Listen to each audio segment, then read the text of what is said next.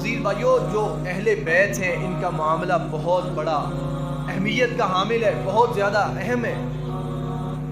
اور اللہ کے رسول علیہ السلام کے اہل بیت کے اندر کون کون شامل ہیں؟ قرآن مجید کے اندر سورہ ہود کے اندر اللہ تعالیٰ نے ابراہیم علیہ السلام کا واقعہ بیان فرمایا ہے کہ ابراہیم علیہ السلام کے پاس جب ہمارے بیچے ہوئے آئے تو انہوں نے آ کر ایک بچے کی بشارت دی ہے۔ تو ابراہیم علیہ السلام کی جو بیوی تھی انہوں نے کہا وَأَنَا عَجُوزٌ حَكِيمٌ أَأَلِدُ وَأَنَا عَجُوزٌ حَكِيمٌ، میں تو بڑھیا ہو چکی ہوں، بانجھ ہو چکی ہوں، میں اب بچے کو پیدا کروں؟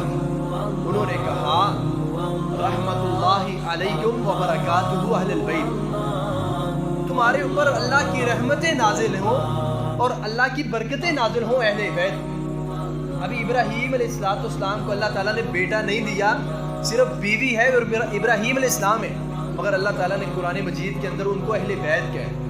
سورہ احزاب کے اندر اللہ تعالیٰ نبی صلی اللہ علیہ وآلہ وسلم کی ازواج مطہرات کا تذکرہ کرتے ہیں۔ پورے ایک رکوع کے اندر اللہ تعالیٰ نے فرمایا یا نساء النبی لستن کاحد من النساء، اے نبی کی ازواج مطہرات آپ عام عورتوں کی طرح نہیں ہیں۔ آگے اللہ تعالیٰ نے اس آیت کے آخر میں کیا فرمایا ہے؟ انما یرید اللہ لیذھب عنکم الرجس اہل البیت، کہ اللہ تعالیٰ چاہتے ہیں کہ تم سے جو دنیاوی رجس ہے تم کو اس سے پاک کر دے، صاف کر دے۔ تو یہاں ازواج مطہرات سے مراد اللہ تعالیٰ نے اہل بیت لی ہے۔ تو عزیز بھائیو، اللہ کے نبی علیہ السلام کے اہل بیت کے اندر آپ کی ازواج مطہرات شامل ہیں، یہ قرآن سے ثابت ہے۔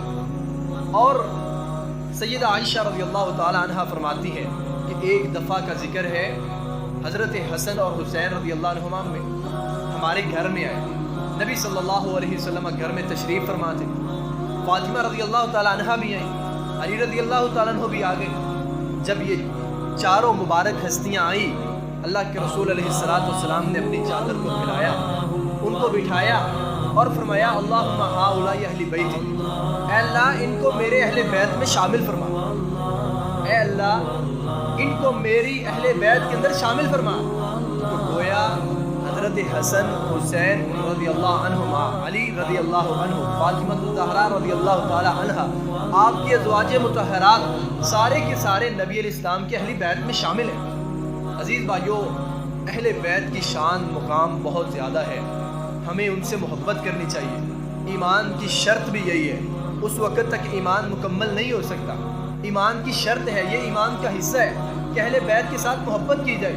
اللہ تعالیٰ نے ان کے ساتھ محبت کی ہے، اللہ تعالیٰ کے فرشتوں نے ان کے ساتھ محبت کی ہے، صحابہ کرام رضوان اللہ علیہم اجمعین نے ان کے ساتھ محبت کی ہے۔